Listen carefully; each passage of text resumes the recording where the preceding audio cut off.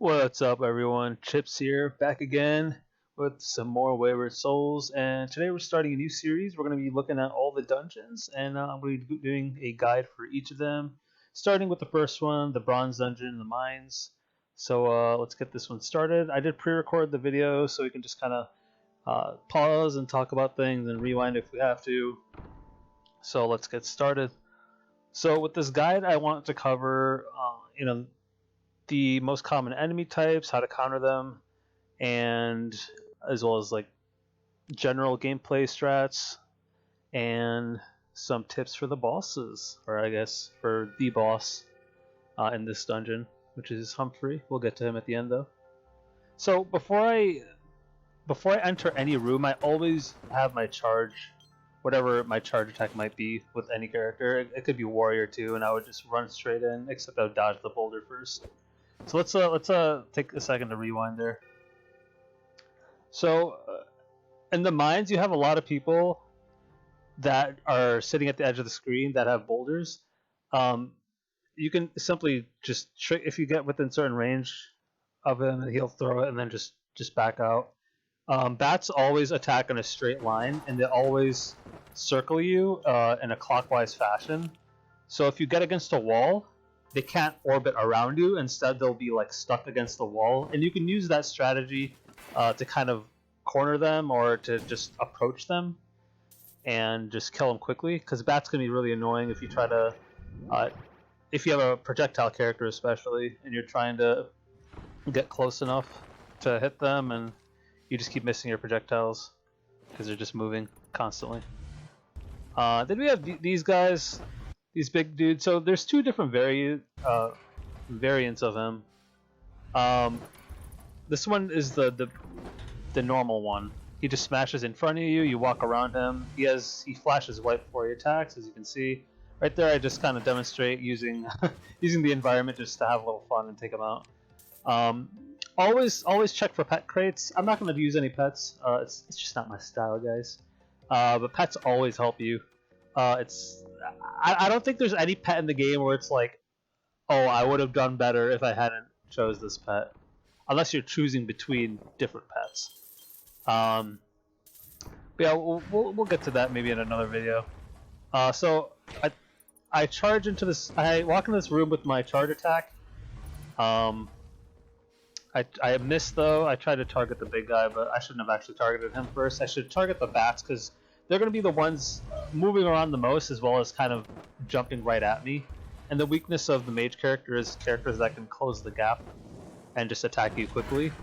But if you can gather a lot of enemies right in front of you, you can use your flame attack, or you could use your gale attack to just kind of push them back. Right here, I'm just kind of demonstrating, the attack patterns here. I get hit by the barrel. I get a little bit too close. So right there.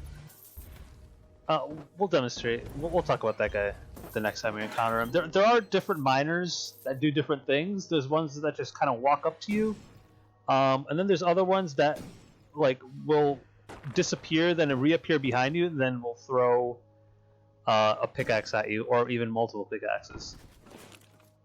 Sorry, just picking up some more flames here. So this one's called the cave newt. Cave newts are like one of the best pets you'll ever get in the game. There's different versions of them, and this is like the basic version. But all of these give you health from fountains. These are like invaluable pets. Pets that can either heal you more at fountains or have like a projectile attack are top tier automatically, in my opinion. So yeah. Gonna walk into this room. I see there's a bunch of bats. This is kind of what I do early. Like I kind of peek. I peek at the edge of the room just to kind of see what's in this. I can kind of mentally plan out what's going on. So right here I can see a bunch of bats, and then a robot dude, a golem. So right here I'm trying to circle and line up the bats and then hit them all in one attack. But I got caught by this barrel right here, so I had to improvise a little bit.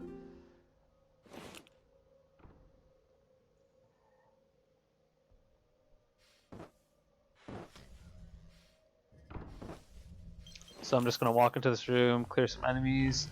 Boars like to jump at you like that, so just maintain your distance. If you're a melee character, you can easily hit them 1 or 2 times and just get rid of them quickly. Using a charge attack here, even as a melee character, is really useful against the boars or pretty much any character really. Right here, I kind of just look at both these. I'm like, I don't really like either of them. Let's skip on ahead a little bit. There are different buffs here. These shrine buffs. This one grants me critical strikes. You can always tell which buff you're gonna get. This one has a sword, which means critical strikes. If her hands are like above her head and it's like glowing, that means it's haste, which makes you faster. And if there's a shield, the shield buff gives you 3 hits before hits start to take away from your health, while the other 2 buffs prevent or shield you from 2 hits. The shield one saves you from 3 hits. But critical strikes also, grants you critical strikes, and haste also makes you faster. So that's why they tank less hits than just the shield itself. I'm just gonna skip ahead a little bit here. So I see a bunch of people kind of in a group. It's a perfect time to use my flame attack. These robot enemies are. Let me rewind a little bit. They're one of the harder enemy types in the game because most of them, as you can see, when they attack, they don't flash white. Not only that, but most of the time they blend in so perfectly with their background. So it's very hard, at least for me. It just kind of and they attack very quickly too. So when you combine all those things, you got to be really, really careful around them. So I like to kind of just take out as many of them as I can early on. I'm just kind of pushing him back a little bit, using a charge attack, trying to take him out. He got a hit on my buff, unfortunately. That one had a little diagonal hit on my buff too, and unfortunately I lost it there. No big deal though. Just gonna keep moving along here. Oh, I got caught off screen by this guy. Sometimes they are off screen, and those are the hardest ones to dodge. But the left and the right ones, even the ones that appear at the top, you can dodge their boulders pretty easily. I think later in this video you'll see me in the same situation, where there's the boulder dude at the bottom of the screen, but that time I dodge it. I'm gonna skip ahead of here a little bit.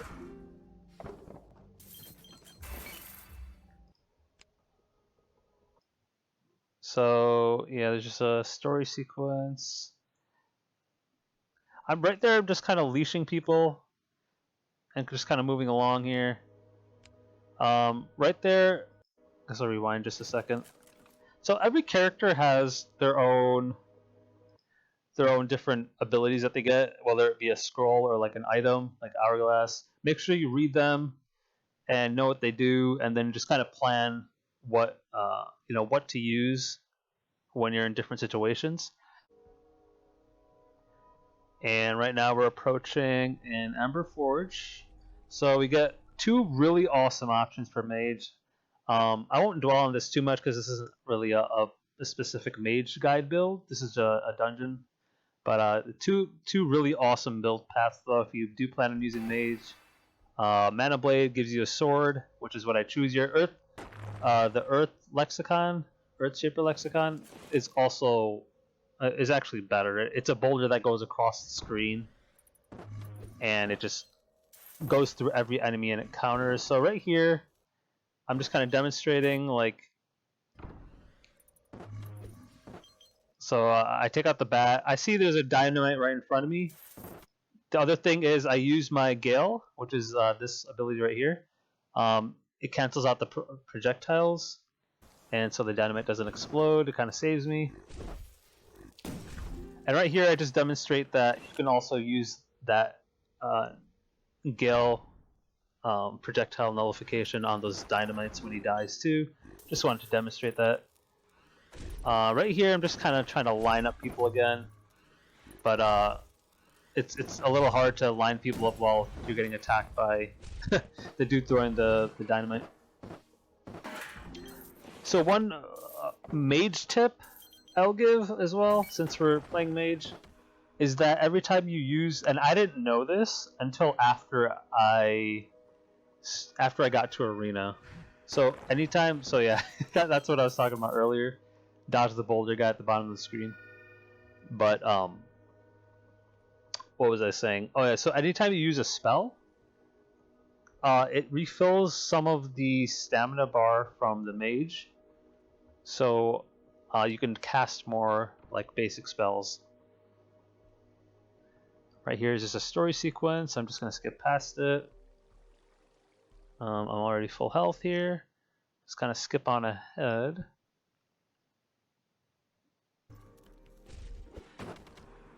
So yeah, right there.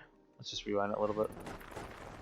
Lots of stuff in the room. I like to get everyone to throw their boulders before I go and attack anyone. So right there, I missed it again. Let me just rewind just a little bit. So we have one of those guys in the room. So this guy right here, he disappears and then he reappears and always throws a pickaxe at you. He has a red version too, which throws multiple pickaxes, which is much harder to deal with than this guy. He just throws one in a straight line at you. The red version is a high priority target in any room you get to. So yeah, always look out for him.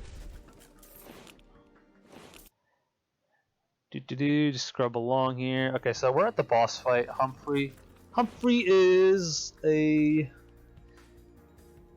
he's a big dude who uses a mallet and kind of jumps around all over the place here. But his patterns are pretty simple, and we'll get to that in just a second. He can either jump and create shockwaves, or just swing his hammer down and create shockwaves, or he does like a smaller jump or a normal hammer swing. I'll show you as they come up in this fight. So right here, anytime he flashes white, he's gonna do like his super jump. This is the one where he lands, and when he lands, he creates a bunch of shockwaves. So the easiest thing I do is I run in a straight path, either left or right, depending on where I am, as he's about to land, and then I just duck down. So let me show it to you just again. So I see him jump, I line myself up here, wait a second or two, I run to the right, and then I go down. And you'll see me do it again and again.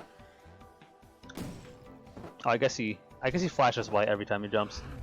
It's not just the super jump, but obviously the super jump is, he flies off screen, so you can tell which jump it is based on that. Always remember to use your items.